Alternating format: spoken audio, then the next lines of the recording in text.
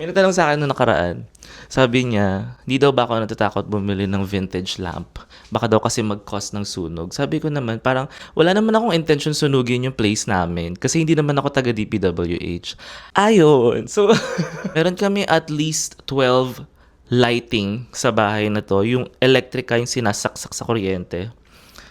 Parang kulang pa. Parang hindi ko pa rin makita yung paligid. Yung ganon. Parang more texture kailangan natin nun sa mga maliliit lang na space like this. Kaya ako, binili tong Facebook Marketplace find na to. Because of this mirror. Pagpasok mo nung bahay na to, makikita mo agad ito eh. Parang hindi pa siya yung final form niya. So parang hanap ako na, okay, ano daw yan siya? Alas 10 na ng gabi. Nagpakita siya. Bubuksan ko para magets nyo. Wait, nagro-roll ba? In 3, 2, 1. Boop! Bitch! Hindi! Ayan. Diba? Gets nyo ba? Tapos gaganyan ka pa, oh. Yung parang, hala. Gets. Ito hindi ko to gets. Hindi ko siya gets. Ba't siya nandyan? Diba, sinong magsasabi, diba? Pagpasok mo ng bahay nyo, ikaw,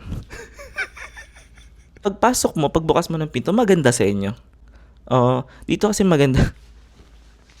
Yung original na design ng lamp, meron siya nito, these things, nilalagay siya dun sa loob, tapos iikot-ikot siyang ganon. Hindi ko siya masyadong bet kasi para siyang disco, underwater, ek-eklatik. Pinalitan ko siya ng bulbs, both are from IKEA, naka-sale, hindi ko alam hanggang ngayon. 30 pesos yung dalawang bumbilya. Feeling ko, yung next kong hahanapin, parang, wala akong patungan nito. Saan ko papatong? So, dito lang kami muna nagpapatong ngayon.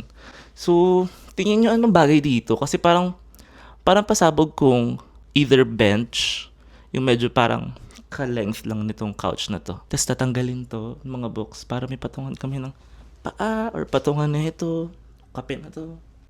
Tapos na-happy ako tuwing tinitignan ko siya kasi parang ang ano niya, mesmerizing.